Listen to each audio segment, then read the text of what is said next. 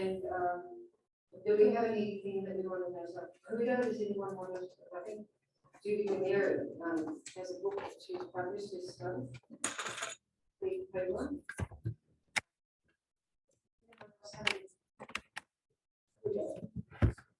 Well, I'm going to hand you over to Jonathan Mayberry. Some of you will know him, some of you won't. He's a really prolific author, winner of many prizes, and much loved for his suspense writing, anthologies, playwright, content, writing teacher, lecturer, and the list goes on. Yes, Jim. Ask folks to mute their mics there. Could you mute your mics, please? We can get some feedback, except for Jonathan.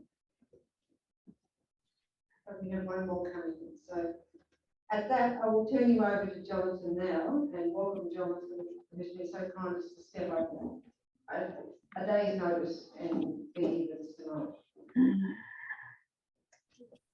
Hi all. I didn't hear all of that introduction. There was still a little sound distortion, but I hope you guys can hear me. So I'm gonna pretend that everyone does and kind of move ahead. Since I didn't hear the introduction, I want to give you a brief introduction of who I am and then kind of roll into what I'm going to talk about. Jonathan Mayberry, yes. I'm the author of 46 and a half novels. I am a little more than halfway through my 47th since 2006. And I have, I think, 8 more sold that I haven't yet written, and they're all over the place. Science fiction, fantasy, thrillers, action, horror. My latest field has been epic fantasy, which I've written two books of a trilogy on, and we'll be starting the 3rd soon. I write for middle grade, young adult, and mostly adults. I had a TV show on Netflix called V-Wars, which wisely launched right at the beginning of COVID, and ours was about a plague, so that didn't last long. Apparently, if you're going to launch a show about the plague, don't do it at the beginning of a plague. But we get the rights back in December, so we're going to be shopping around elsewhere. I have a couple movies and TV shows, actually a few in various stages of development, one getting pretty close to production. I edit Weird Tales magazine, which is the world's oldest horror magazine. It's about to turn 100. And I edit anthologies. So I do a lot, and I've been in a lot of aspects of the writing biz. Prior to fiction, I was a nonfiction writer. That was a part-time gig from college all the way up to 2006. Did about 1,200 feature articles, a few thousand fillers and reviews, on about 20 nonfiction books. So in one way or another, I've been a writer my whole life.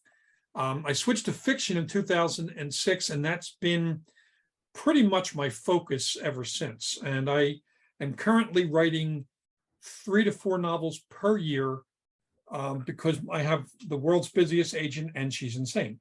So every time I tell her, you know, are you actually literally selling another book for me? She's like, yes, write faster. Yeah, she's that kind of an agent, but I love her, you know. And I do write fast. I write, like today, I did 4,700 words, a little more than my average. Average is about 3. But, you know, the book I'm writing right now has to be written and turned in before Thanksgiving. And I started it on May 21st, or on September 21st, rather. So I have about 2 months to write a 120,000 word thriller. So I'm having a little bit of fun with that. But it's a challenge, but writers like challenges, or at least we should, because it helps us grow as writers. Now, the reason I kind of talked about the breadth of what I do is because all of that plays into the topic of world building, which is what I want to talk about a bit. World building, most people think about, when they hear the phrase world building, they immediately assume it's some fantasy world like Tolkien, or, you know, outer space like Star Wars. But world building is actually part of every single thing you're ever going to write in fiction, and some nonfiction. If you write historical nonfiction, which quite a few folks do, or even contemporary nonfiction, you still have to build within that narrative a version of the world that makes sense to the reader. It's a version of the world that puts the events of the book into context. So whether it's not, nonfiction or fiction, though I'm going to focus primarily on fiction. Here's how I think of the world building. You want to know how the world works. Of course you do. If it's a fantasy world, like in Kagan the Damned, it's set 50,000 years from now. I mean, our whole culture collapsed down to barbarism and rose back up, and it's kind of about the culture level of the late Greek, early Roman Empire, kind of in that zone. But they have no memory of our world, of the past. So even though they're human beings on a planet, that is Earth, the world is a different world. So I had to create it. I had to build the economy. I had to build the religions of this world. I had to build a map. I even have actually the book just for fun. And actually, I did this originally for my own reference and then hired a map maker to make a map to put in the book, which even though I'm writing the book, I consult the map all the time because it helps me remember where the heck things are. There are words that we'll use to replace other words. If it's really, really exotic fantasy, you might be replacing words as simple as a tree with something. I can't kind of not go that far because I don't want the reader to be so heavily burdened by a new collection of words that they're paying attention to that and not paying attention to what's happening with the characters. So for me, world building doesn't start with all of the backstory. World building starts with characters. A character's interaction with the world, for me, drives the understanding and the narrative reveals of what that world will be. And actually, I'll give you an example from a different book. I mentioned I have a movie that's getting pretty close to production. It's based on Rot and Ruin, the first of a series of young adult novels I wrote about growing up 14 years after the zombie apocalypse. If you ever saw the original Night of the Living Dead, it's essentially 14 years after that. And I can say that proudly because the writer and director of Night of the Living Dead was a good friend of mine. And he considers that book to be a sequel, and another book I wrote to be a prequel to his movie. And that makes me very happy. Well, made me very happy when he was alive. Now he's dead, but still I get those bragging rights. Now, even though there is a version of the world created in Night of the Living Dead, it was 14 years ago. It's actually the collapse of our current world. So this jumps forward to the point where, there's maybe 30,000 people living in scattered towns. Everything else is the zombie apocalypse, known as the Rot and Ruin. The point of view characters are a couple of 15-year-old kids. So they were about a year old when the zombie apocalypse happened. They are not living in a post-apocalyptic world. This is their world. Their parents and all the adults in the story are living in a post-apocalyptic world. The version of the world that they knew collapsed. All of the structures, the government, the first responders, fire, rescue, all that, the political structure, the economics structure that kept the world together, the map as they knew it, the religion, all of the things that they had come to believe in as permanent collapsed during this. Because in an apocalyptic scenario, that extreme, the collapse of the infrastructure takes with it our relation to the world around us. So, for example, in a book that I wrote that actually, is the prequel to this series and a prequel to George's movie, I actually talk about the collapse of the infrastructure. So building that world, I saw from the point of view of people who were living through the collapse of the infrastructure. But this series takes place 14 years after. Two 15-year-old kids who have to get a job because in the resource-poor world they live in, if you don't have a job by the time you're 15, your rations get cut in half. All right, that just, you learn that almost in the first couple of pages, which means that you already know something about the world. I don't need to paint a narrative picture that the economics are tough because they can't get that much farmable land because there's zombies everywhere and they have a fence and they have only enough resources to maintain a fence. All of that stuff is implied by the fact that the kids are living in this gated town and they have to get jobs because their rations get cut. So by implying the consequences and also implying the necessity for that particular rule, as harsh as it sounds, gives us details about the world. I build the story out by having the characters go do something that's part of their daily lives. They're going to look for a job. They both need to find jobs. They're two different personality boys, 15, and therefore they're looking for some jobs that might be fun for them to do together and jobs that eventually might be more individually suited. Each job that they apply for deliberately within the book are jobs that would only exist in a post-zombie apocalypse world. So, for example, carpet coat salesman. And carpet coats, this is one of those little things you've learned through research. A human being can't really bite through carpet. It's very difficult to do. It's extremely strong.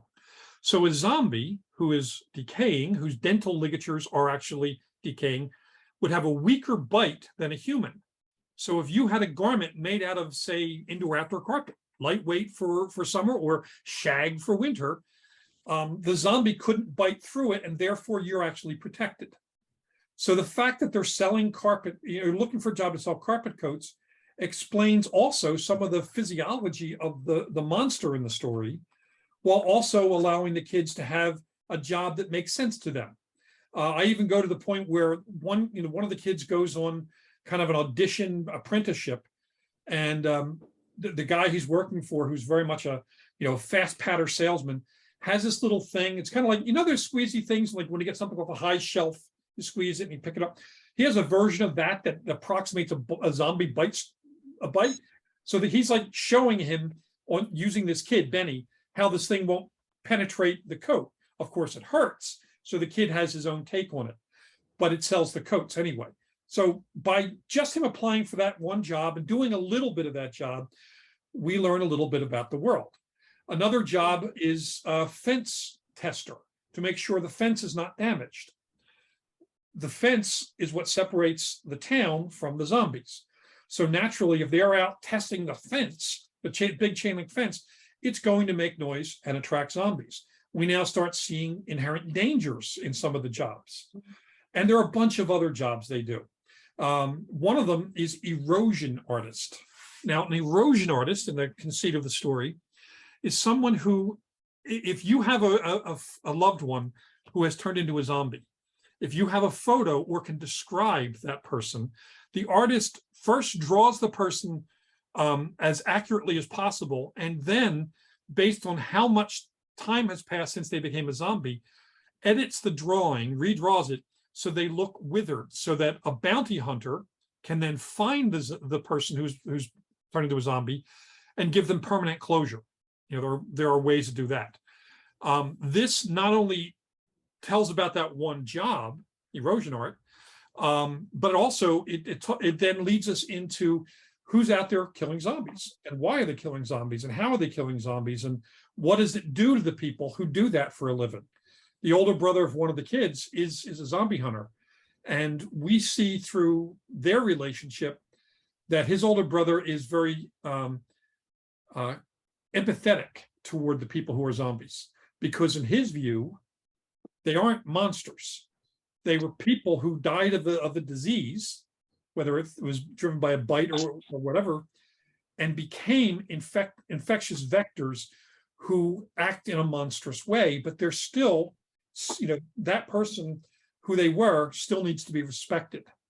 So it allows me also to take the world of a standard zombie story and change it, because in a lot of the movies with zombies, it's, the killing the zombie becomes almost a joke. They find all these creative ways of doing it. Movies like Zombieland and Shaun of the Dead and so on, they make it into comedy, or Walking Dead, where it just becomes kind of a rinse and repeat thing after 11 years on the air, where fighting a zombie is no big thing. But in a lot of these movies, there is no emotional connection to the fact that this person was a human being with a life, with expectations of having a full life. Well, the kids get to see that through the actions of the benign older brother, but also other bounty hunters who are more brutal about it, taking it as a joke, enjoying the kill rather than doing the closure job as a way of bringing peace to a family. So all of these things, the jobs that different characters have, that the kids looking for jobs and the jobs some of the adults have, all inform the world. What I don't do is drop a big info dump that explains all of this, because first off, that's boring to read, it's boring to write, and the writer will be more excited about it than the reader will be.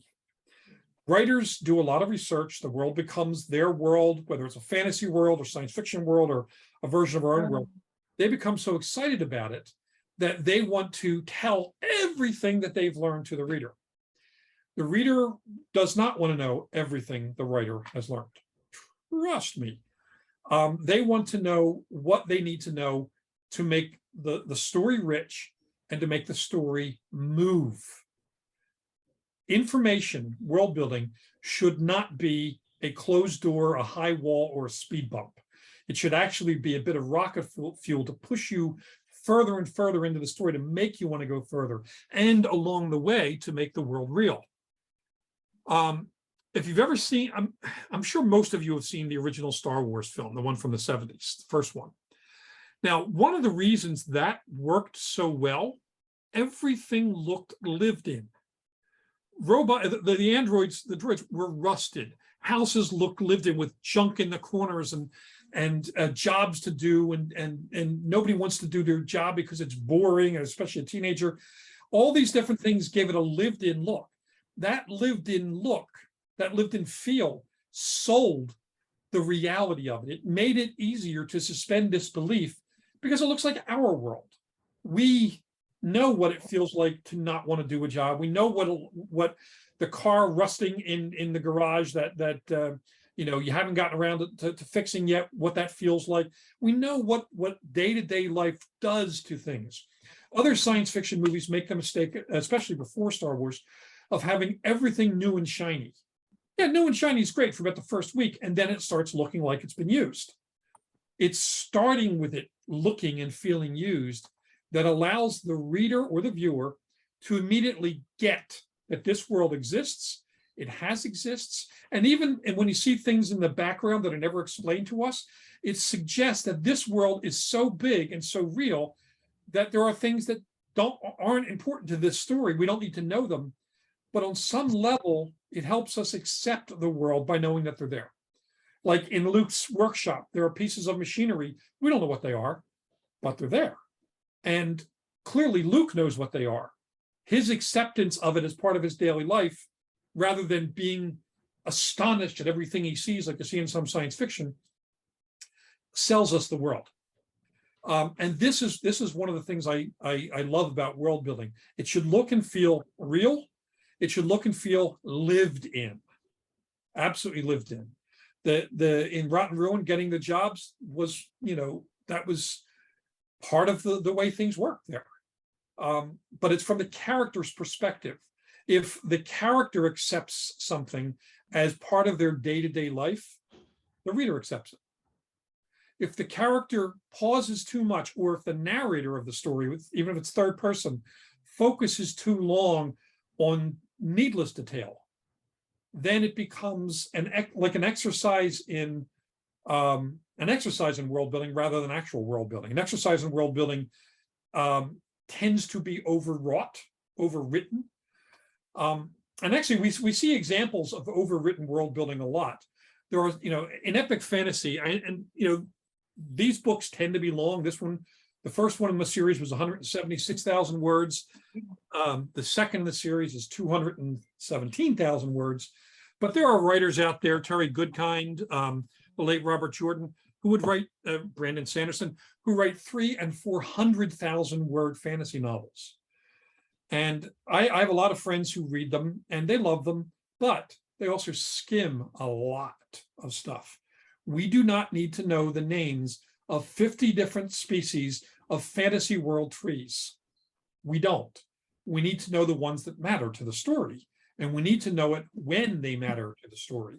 Yes, you can build in some stuff. Like if there's a strange old building in town, you can remark that it's a strange old building in town, have somebody walk by it, and then maybe later on some drama will happen within that building. but we do not need the entire history of the house, everybody who's ever lived there, every room in it, a floor plan, and everything else.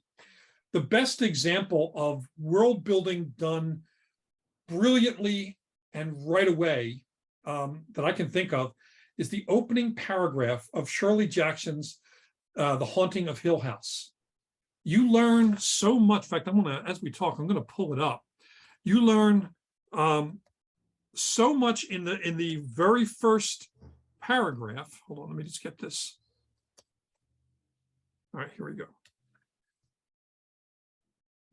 I'm going to actually read this paragraph to you. How the book opens.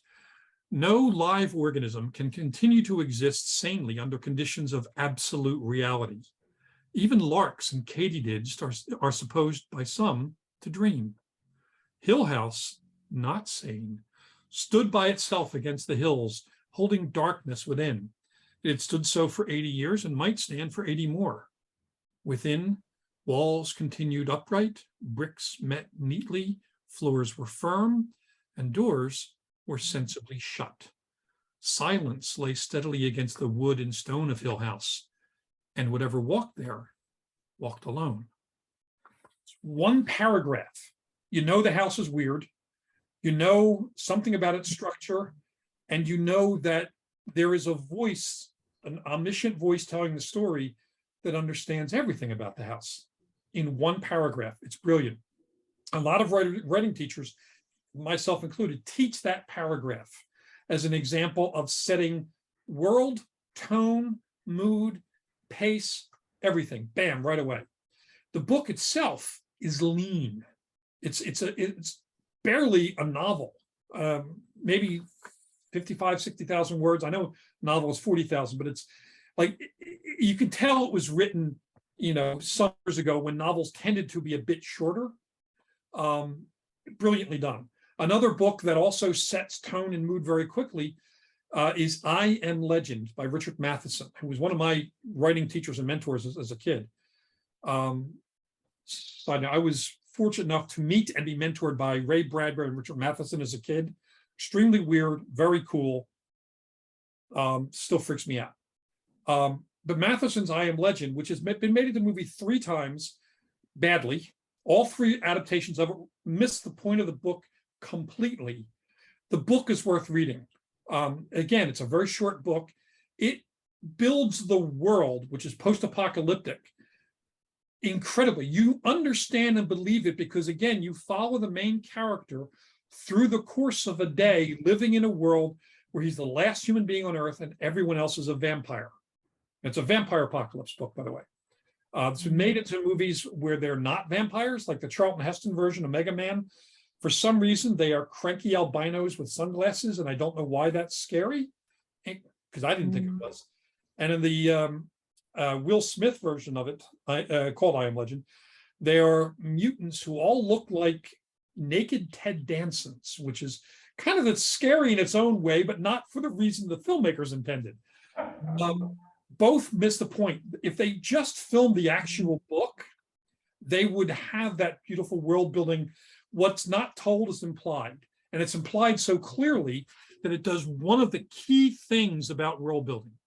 It invites the reader or the viewer to fill in the blanks. Shirley Jackson did that in Haunting of Hill House. Richard Matheson did it in I Am Legend. Stephen King did it in Salem's Lot. Some of the better writers have done this in shorter works. They let you fill in some of the blanks. And the world building isn't just the structure of the world, it's also the attitude of the world. I'll give you an example from Stephen King. Salem's Lot, one of the most influential books on my desire to write fiction. I read it when it first came out in the 70s. And when I decided I wanted to write fiction, I got that and 5 other books that were in the genre of what's called American Gothic, horror in small towns.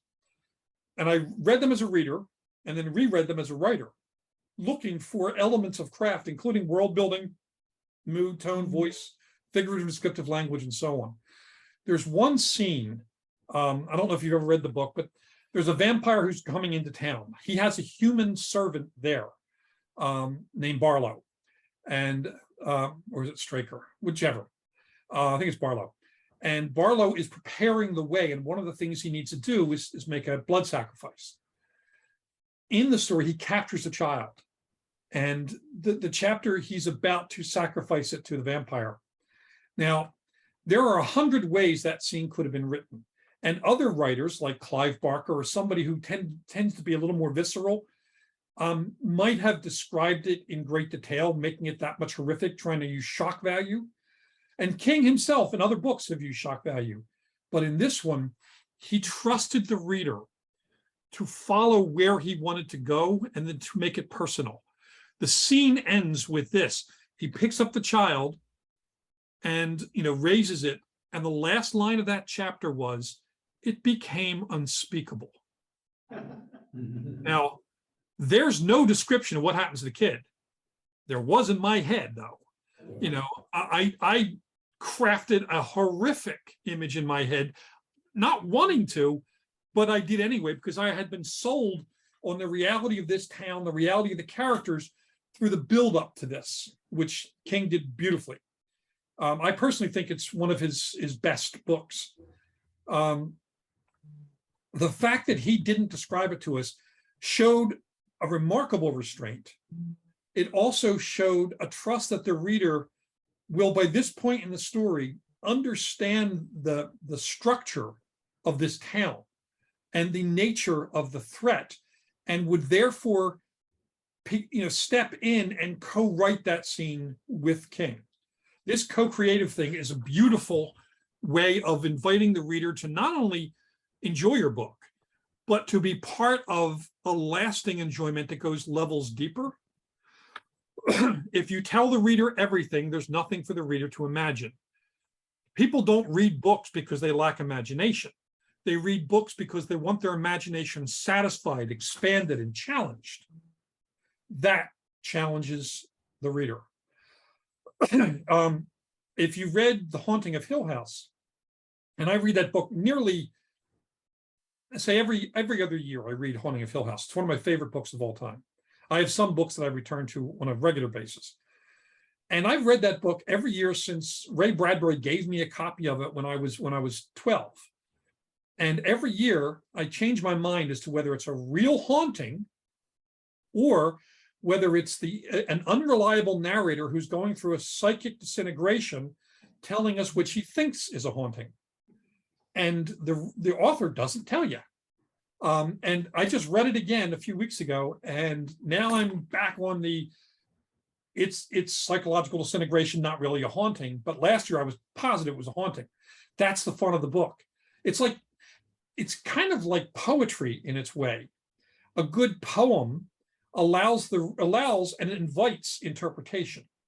The best poems are not absolutely it's this. T.S. Eliot's The Wasteland is a great example. You could read that a dozen times, but with a dozen different justifications for it being a metaphor for fill in the blank, for whatever you want it to be.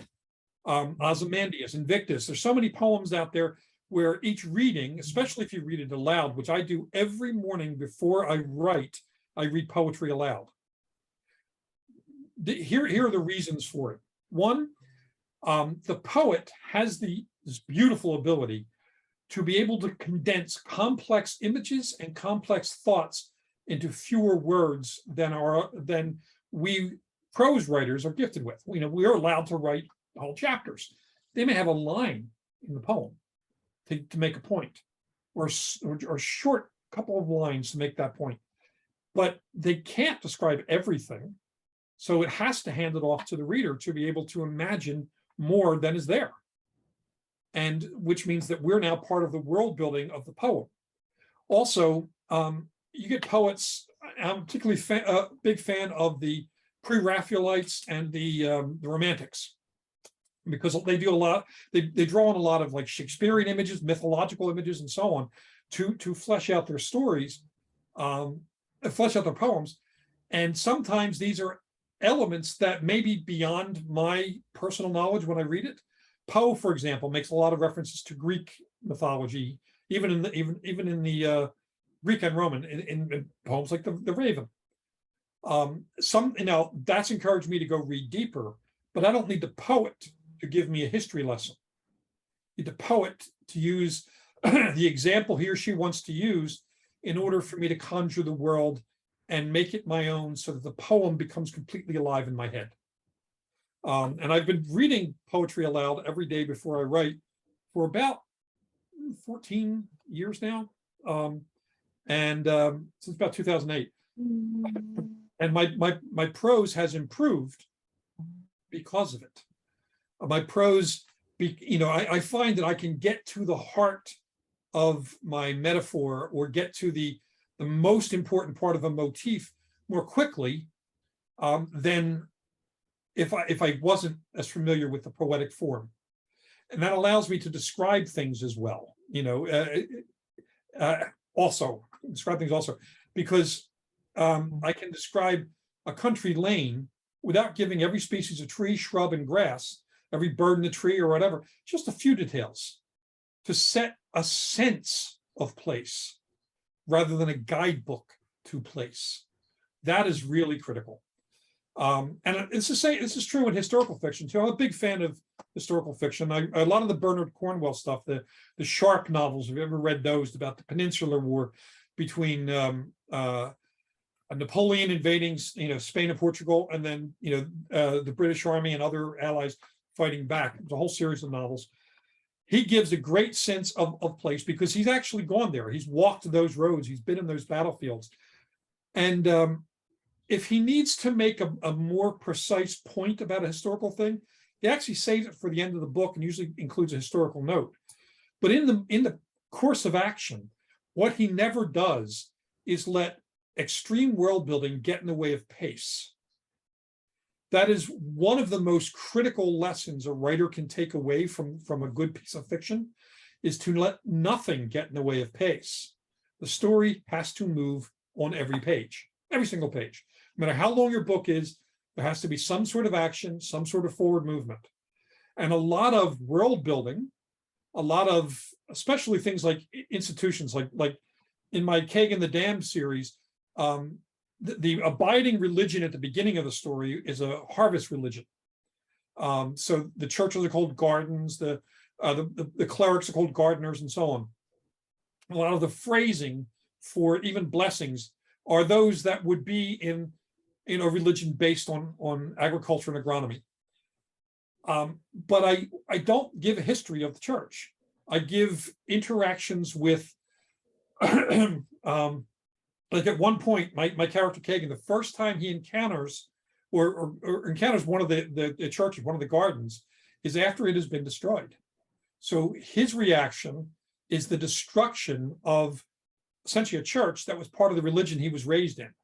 That religion is being stamped out throughout the empire, and it starts on essentially page 1 of the book. And he wakes up to the land he's sworn to protect being conquered. So what we see is the fall of what was. I don't need to give all the information about that. And the rise of what's being forced in its place. And I only need to give whatever bits of that are necessary for each scene to have value and reality. And it's fun doing that too, because I don't want to be, this is going to sound weird, but I don't want to be bored with the rereading of my own work, because once a book is finished, you have to do edit upon edit upon edit, and then you get it back from your editor and the proofreader and the line editor. You've got to reread the book a bunch of times. If any part of the book begins to get tired and dull and tedious to you as the writer, it's going to be more so to the reader, because you love the damn book. You invested hundreds or thousands of hours in this book. There should be nothing in the book that makes you bored. But we can bore ourselves by overwriting, by over-explaining. You don't have to. Now, that said, my first drafts are bloated monsters. I overwrite in my first draft. And I'm unapologetic about it too, because I don't know, even though I plot out my books ahead of time, I don't know exactly what I need the reader to know until I've finished the book. And then my next pass is to cut out everything the reader doesn't need to know. I do this a lot with my weird science thrillers. I do a series. In fact, I'm writing the 13th novel in this series right now, the Joe Ledger thriller series. Special ops up against terrorists with weird science weapons. It's set in modern day, but it's set within the espionage community, the special ops community, the various terrorist communities used in the book, different cultures because they move around the world. And I need to make sure that I don't turn the book into a dense history text.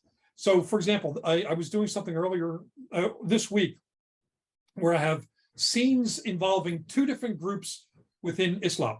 One group is ISIS, who have the extreme jihadist view that is completely intolerant, and it's a distortion of what's in the Quran. And then you have other groups that are fighting back against ISIS, but are also Muslim because they feel that this is, in fact, a distortion of their faith. And so they're aligning with groups opposed to it. And those groups actually exist out there.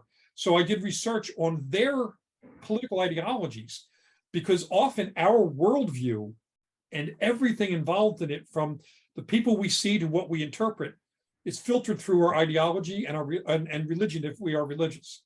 So in ISIS, they see the world one way, and to them it's a crystal clear lens. So when I write that worldview, it has to be crystal clear. It has to be truthful to who they are, because that is the world as they see it. When I'm writing from the point of view of one of the Muslim groups that are fighting against the jihadists, it's through their worldview. The religion is the same. The country is the same. Some of the people they know are the same, but the world is different. It is not the same world, because it is viewed through a completely different but totally legitimate lens, legitimate as far as each individual. When you're writing your book, you can't have every interpretation of the world be exactly the same, because that isn't how the world is.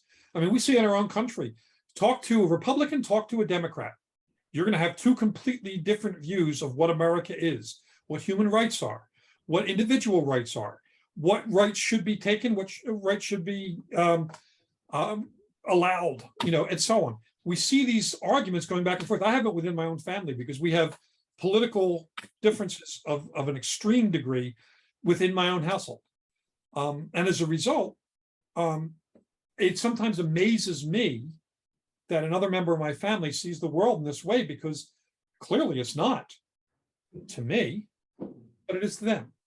So in order to write realistic characters, we need to make sure that we can write empathetically with their worldview, even if it is different from our own, because it is completely valid to that character.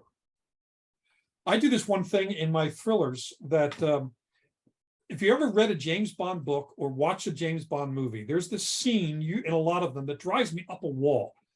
At the end of it, the villain will have captured James Bond, will sit him down for a nice meal or a cup of tea, and explain his evil master plan, and then try to kill James Bond. Now, I know a lot of folks who are in both the intelligence communities and the special ops community. I have not been in the military, but I know a lot of folks who have. I've done a ton of research. At no point does a special ops guy ever sit down with the bad guy and get this lecture. First off, the bad guy is an idiot. Why would he brag? Why would he tell James Bond exactly what he needs to know on the off chance that James Bond will die? And why would you tell anyone who you're then going to kill? What's the win there? It's an info dump that makes no sense. So because I didn't want to do that, in the novels that I write, even though the novels are first person point of view from my character, Joe Ledger's point of view, not every chapter is first person. I will do these interlude chapters, these cutaway chapters, from the point of view, either third person, they are usually third person, so switching from first to third. The third person point of view is filtered through the worldview of the bad guy. We see the steps that brought that person to where they are. We follow the cultivation of a skewed worldview from our perspective that makes total sense to them. It's no different than in Silence of the Lambs and Red Dragon, the two good books in the 4-book Hannibal Lecter series. The last two were not good, well written but bad, because they broke the rules in the first 2 books. The first 2 books, you only knew enough about Lecter to understand him, and then everything else you learn about Lecter is what he says to either Will Graham or Clarice Starling.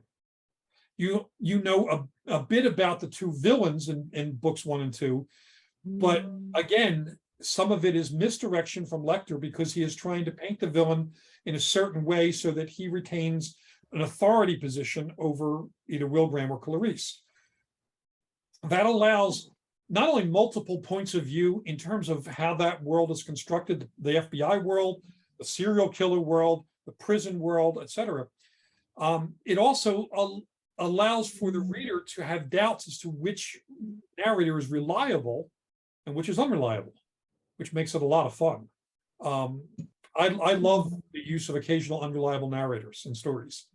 Postmodernist writing uses that a lot, by the way. I'm not sure if you guys read much in the way of postmodern writing, but some of the narrators of like John Updike with his Rabbit books, and Philip Roth was probably a better example. His character is not at all a reliable narrator for his own story. And that makes it fun to read because you have to pick out what to believe and what not to believe. The world, from every point of view, though, has to feel real.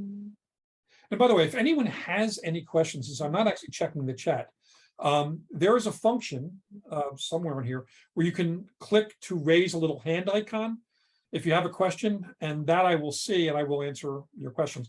Plus, when I'm done rambling here, I'm actually going to open it up to questions as well. So some things about world building. If you're going to create a story Bible, especially if you're going to be writing a series, a story Bible allows you to write as much about the world and its history as you want. Just dial back how much of that is actually going to go into the book. You can, like I said, put it all in there in the first draft, cut it later on. I'll give you some examples. When I was doing my first couple of Joe Ledger books, I dealt with a bioweapon based on prions, which are misfolded proteins. And I talked to molecular biologists and a bunch of other scientists to make sure that my science was accurate. And I included a lot of science in my first draft. Thing is, the field operator going after somebody who's about to deploy a bioweapon does not need a college course in molecular biology. He needs to know what the weapon does, what the weapon won't do, how to stop it, how to stay safe, and the timetable. He needs to know what the symptoms are of somebody infected so we can spot that and be able to adapt within the moment of the mission, right? I cut out on second draft probably I think it was 44,000 words of exposition because I was so fascinated when I was researching. I was just putting everything in there because I, as a writer, being a knowledge junkie like most writers, was obsessed with the topic. But if readers wanted to know everything about prion diseases, they'd buy a nonfiction book on prion diseases. They need to see what the effect of when somebody takes a prion and turns it into a bioweapon and puts it out in the public, and the good guy has to go stop them. That's all they need. There are a couple times when I'll have, say, maybe the scientist who doesn't actually like the hero, the scientist working for the organization doesn't actually like the hero. Sometimes he will show off by giving him a lot of stuff in real arcane scientific terminology. That can be fun, and then the character's got to say, "All right, dude, in English for those of us who are not walking encyclopedias," or some line, and then they get the distilled version. I actually get both versions from my sources. If I'm talking to, like, I have a guy right now who's a molecular biologist who's helping me with the current novel I'm writing. I ask him for 2 versions of each answer when I interview him via email. The version a scientist would say to another scientist, which makes a good brief conversation with the protagonist hearing this and then going, yeah, but what does that mean? And then the version the scientist says to the non-scientist protagonist. both versions, the shorter version of the gobbledygook version, explanation will be in the book, but a slightly longer version of the watered down for the common human being version will be distilled to my character. And if that runs too long within a scene, like I'm writing about Dead Sea Scrolls, mycotoxins, and other things for the current book, instead of having this long mission briefing, I have a shorter mission briefing where the character is given some of this. And then I find a dramatic moment for him to kind of react to it. And then I pick up him giving the balance of the mission briefing to his team while they're in flight to actually launch the mission. Broken up into two sections, one from the experts telling him, and then from the version of somebody who has just grasped this, explaining it to his team because they're ready to go into combat. Two different versions of it, taking one big block of information, distilling it down, break into two parts so nothing is a big info dump burden on the reader. That makes it a little easier to tell the story. Now, somebody said Hitchcock, life with the dull bits cut out. Yeah, that's a good one. So research is a part of this as well, of world building. So I'm going to talk a little bit about how to find experts.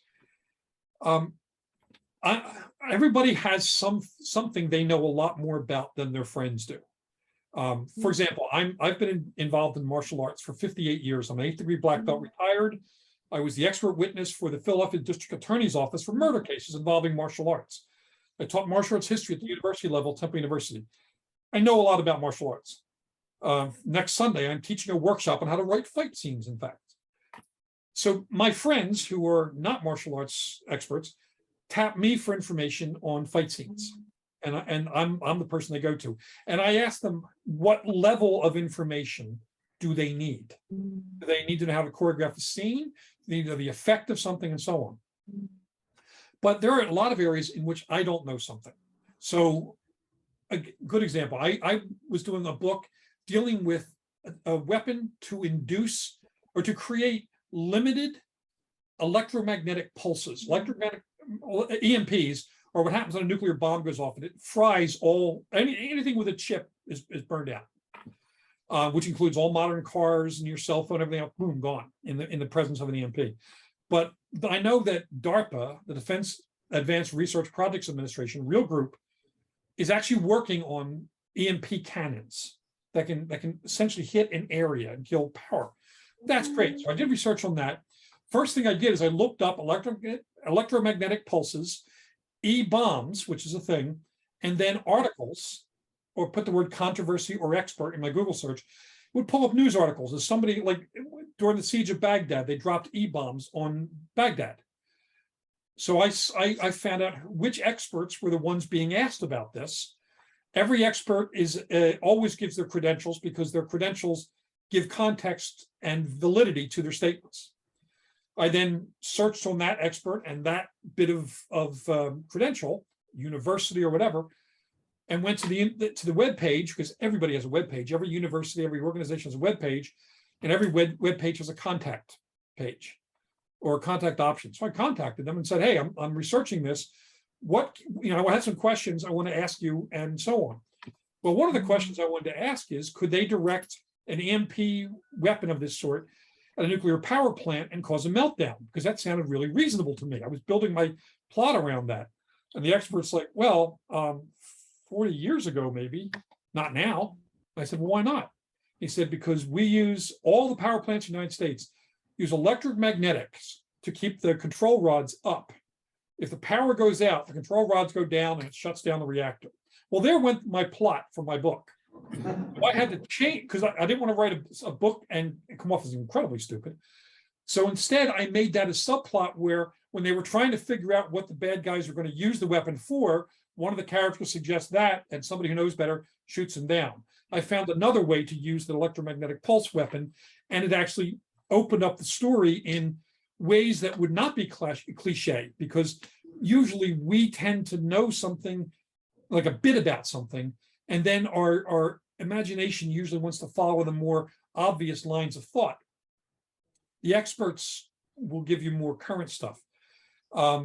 So among the questions I ask when I find an expert, and you can find experts on any subject, like the expert I found on bite marks. Turns out forensic odontology is a field. Bite mark experts and bite experts. They're one of those is the guy who told me about zombie bite strength not being able to do as much as human bite strength, and that allowed me to create the carpet coats. But with the experts, I always ask a couple things. First, I want to do the interview via email, not over the phone and not face to face, because experts on a topic are usually very excited, especially when they're talking to a writer. They're so jazzed that anyone actually wants to know the truth of what they do, that they will talk forever. And they're so excited that they often get, a new idea and they say, well, and then they go on a tangent and never actually finish this thought. And they're jumping all over the place. That's happened so many times.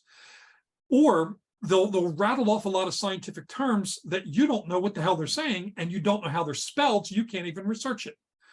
In an email, they tend to cut and paste a lot of stuff into the emails. I have spellings, I have everything. My big job is to distill it down and make sure it's in my words, not the words that I get from my experts. But there are a couple of questions I always ask the experts, so that when I build the world of the story, I'm getting the more interesting stuff my readers won't expect. One question I ask is, what don't I know enough about your field to even ask? Because, yes, I know something about nuclear power. I know something about submarines. I know something about this and that. We all know something about a lot of things. Doesn't make us experts. So you ask that question, and they are locked and loaded with answers, because they are so tired. Every expert is so tired of people not understanding what they actually do. EMTs are great for this. Doctors, crime scene evidence collectors. They're so tired of people watching CSI and thinking that's how it works. No. Those shows are wildly inaccurate. It's a whole different sort of thing. And you can actually contact your local police department and ask if you can spend a day at their crime scene lab. They'll be happy to let you do it. Or do ride-alongs. I've done ride-alongs with EMTs. I've been to autopsies. They want you to know how it's done right. So ask, what don't I even know enough to ask you? Second question, and this was where the really fun stuff happens. What is the coolest, weirdest, or newest thing happening in your field right now? Boy, especially scientists in weird fields or people who are in unusual jobs, these are the anecdotes they tell at parties, because nobody really wants to know their full job. If you're a molecular biologist, a lot of it is doing endless repetitions of lab work that does not make for an interesting anecdote. The anecdotes about the cool stuff are the stuff they want to tell you, and it's great because people are entertained. So I was talking to two molecular biologists, geneticists, about this, and I said, what they were all in the same email chain. And I said, what don't I know enough? What's the coolest thing? And they both wrote back, well, spider goats. And I'm like, the heck are spider goats?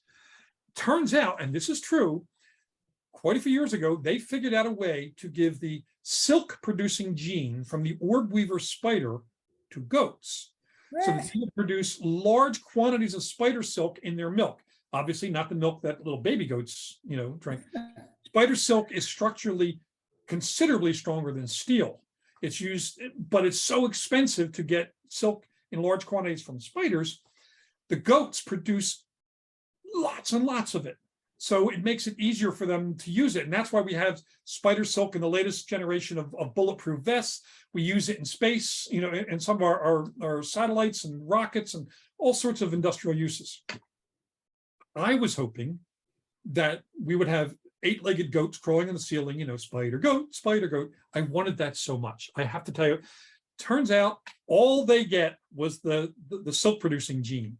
A little disappointing. I think scientifically it's a missed opportunity, but it was such a cool thing overall that I had, even though that part of it didn't really fit in my book, it was one of those cool things where a scientist could tell my hero, my main character, who would just think it's so badass cool, how to put it in the book. I've had so many people tell me at book signings that they actually went and looked that up on the net and found that it was true. They thought I was making that up.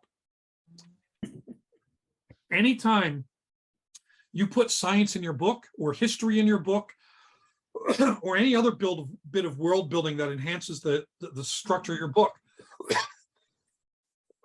Sorry. I like going on using this old con man method. Use 9 truths to sell 1 lie. If you build your structure of fiction on a scaffold of reality, it makes it very difficult for the reader to know where you have stepped off of truth into fantasy. And because a lot of readers, especially in the digital age where everybody has a device, a lot of people will go look stuff up.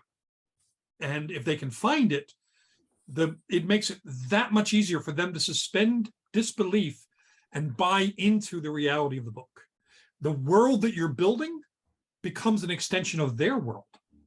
And that makes it fun for the reader. I love watching, I am a science junkie, so I watch a lot of science fiction. I watch there are shows, The Hot Zone, which I don't know if you've seen the 2 seasons of. One was about Ebola, one was about anthrax. Great show. I kept looking up different bits of science all the way through it and finding out where the science was dead on and where they had to make a little abridgment in it in order for it to work dramatically on TV, so one fed my knowledge mania and the other fed my understanding of how to adjust the truth in order to make good entertainment. And we writers are in the entertainment business. Now, actually, I'm going to put something in the chat real quick. I just put a link in the chat. This is kind of a general thing.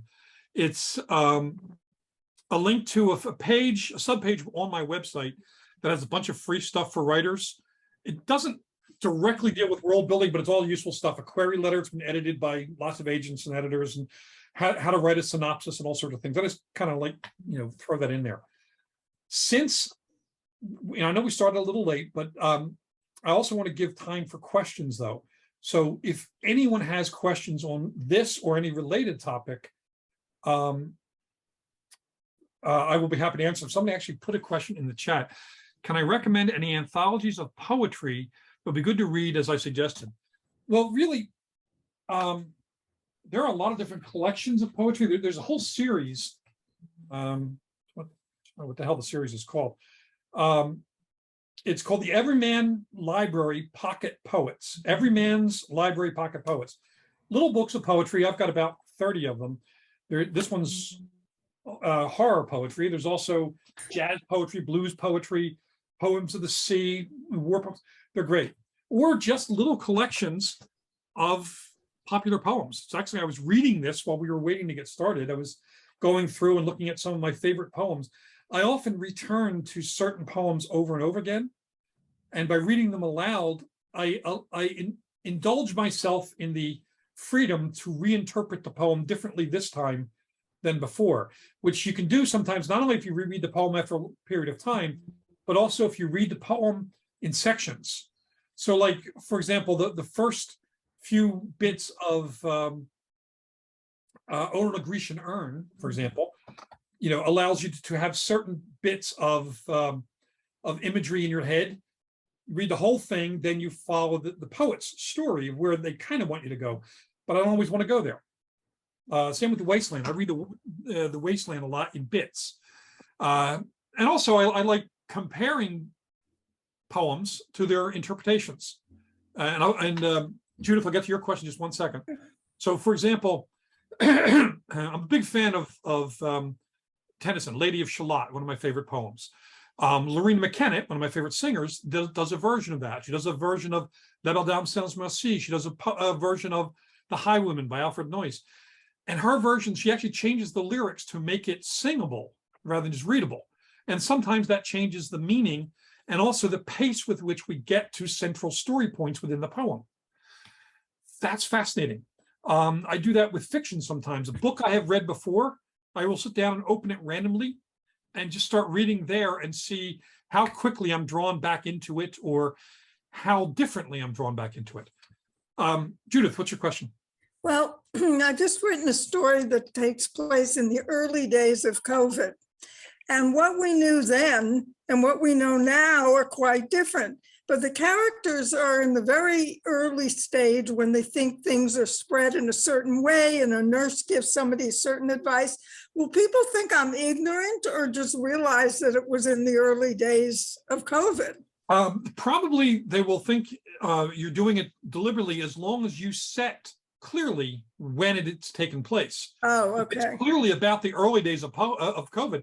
That wasn't that many years ago. We kind of remember that.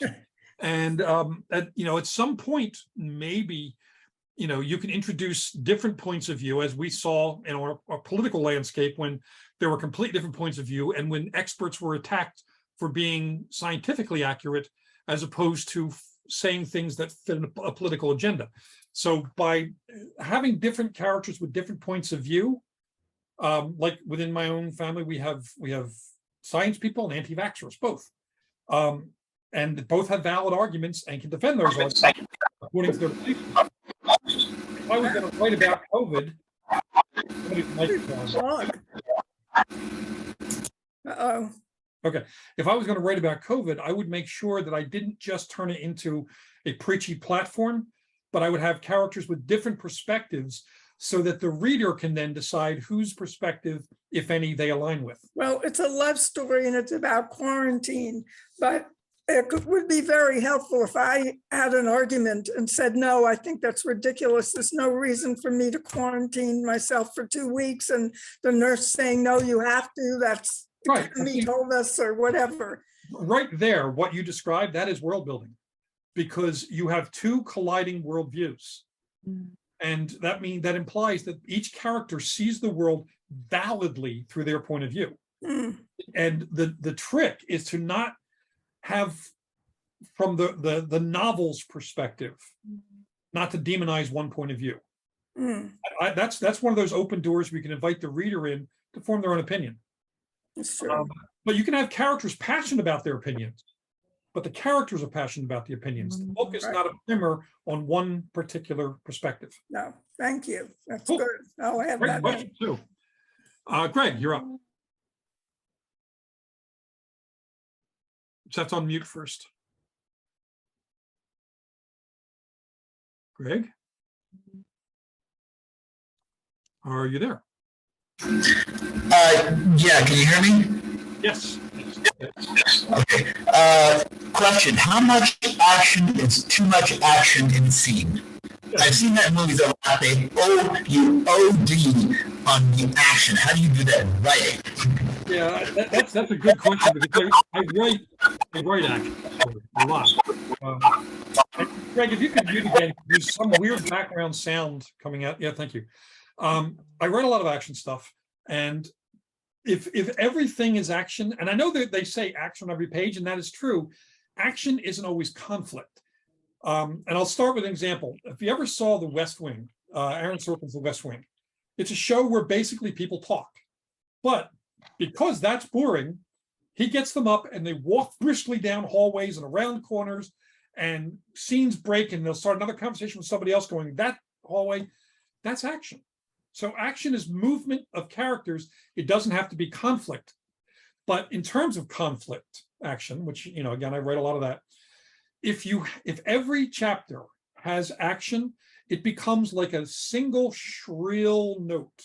It's jarring at first, maybe even gives you that energetic, adrenaline rush at first, but then becomes hugely irritating very quickly. You need balance a lot. So, like, for example, the book I'm writing now, I just wrote an action scene, but I followed it with a cutaway to other characters who are in a tense scene, but it's not going to come to blows. But there is tension within there. There's a bit of an ideological clash in this one scene. There's another scene I wrote early yesterday, where it's a weapons buy between two people who are haggling over price. Haggling over price is its own kind of action if they are emotionally invested in getting the best deal. But I'll cut away and maybe do a scene of a character going somewhere, and then I'll do an action scene, with real action. But I don't have violent action or any one flavor of action in every chapter. That becomes shrill. It may sometimes necessitate you writing a slightly longer book, or one of the ways I found to do this really easily without overburdening the number of pages is I do very, very short scenes.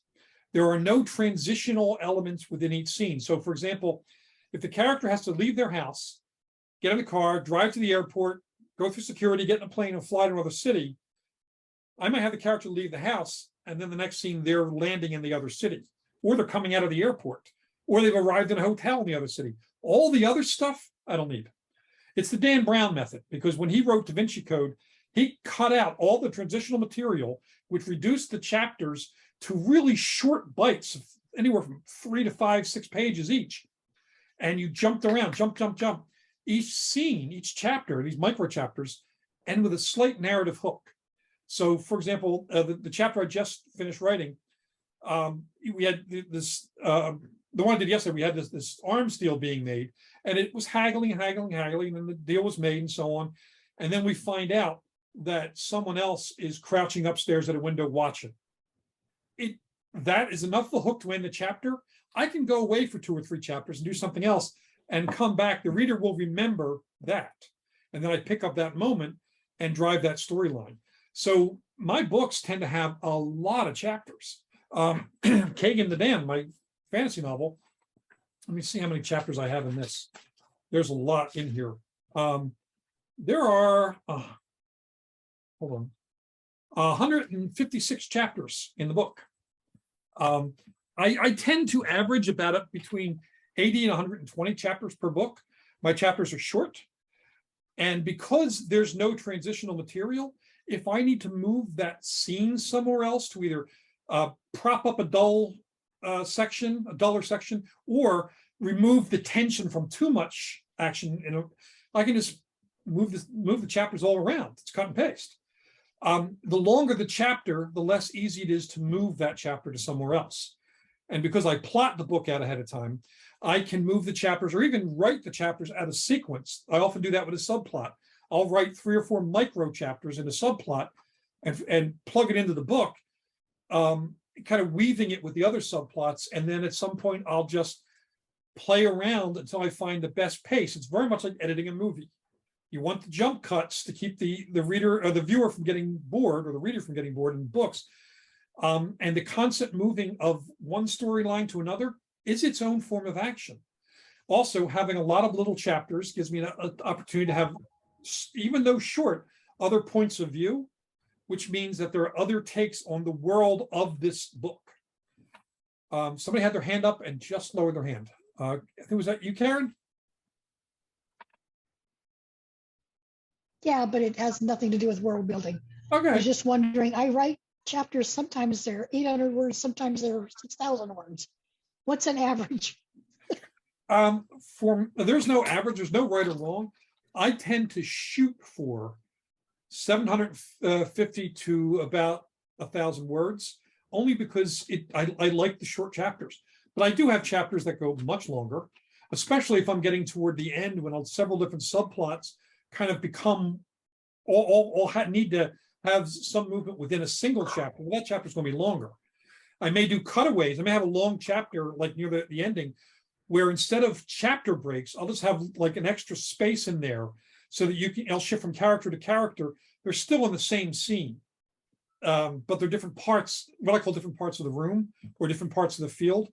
I don't know if you ever saw the Lord of the Rings movies, but you had Frodo and his group doing one thing. You had Legolas, Gimli and Aragorn doing one thing, and another group doing something else.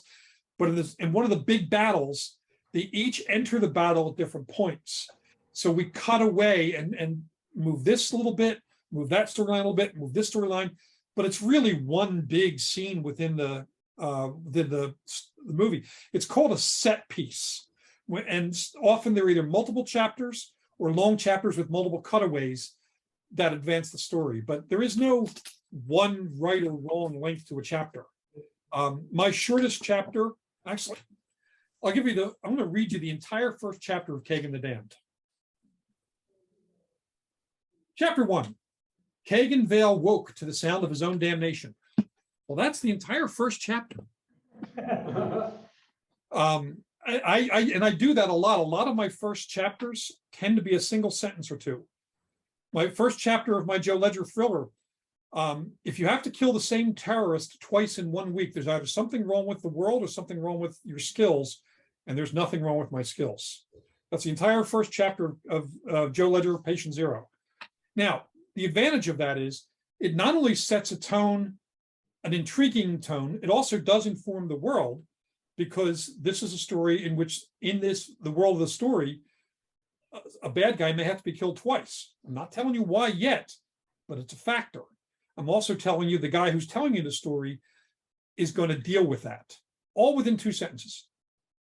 Now, that kind of brevity was an experiment for me, a thought exercise for me, to be able to establish a little bit of the world right away. Kagan the Damned worked to the sound of his own damnation. The book's called Kagan the Damned. We have to, at some point, figure out why he's called the Damned. And in the very beginning of the story, we know he's waking up and something bad is happening. It's a pretty good chance the reader's going to turn the page.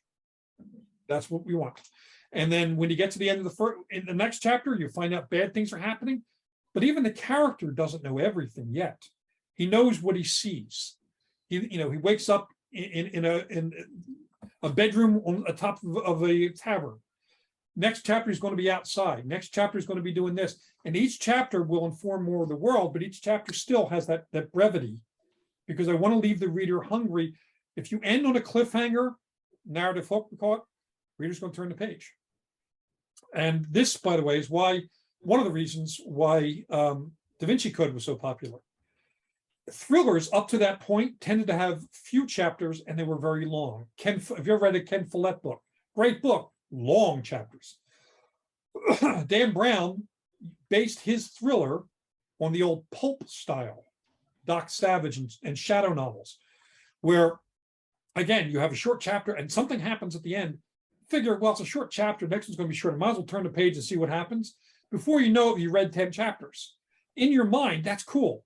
In another book, that same amount of story might be in 1 chapter, but you don't get the sense of accomplishment of reading 1 chapter that you do from having burned through 10 chapters. It's a subjective thing that captures readers, and it's one of the reasons people were so excited about that book, because you kept turning the page. And in world building, if you overdump, the reader's going to bail in the middle of a chapter and come back maybe another time. Whereas opposed to short chapters, they're going to, even if it's world building, as a little hook at the end, they're going to come right back and read more. And that's how we keep them involved and engaged. I know it's getting late here, so I'm going to wrap up. Unless you have any more questions, I'm going to wrap up.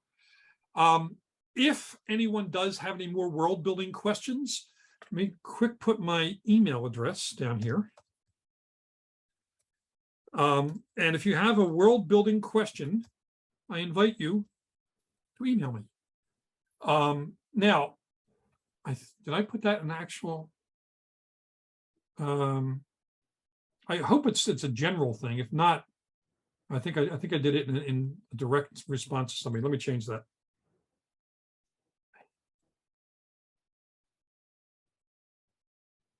Okay, everybody can see it now. Just don't ask me to read your book, because I can't.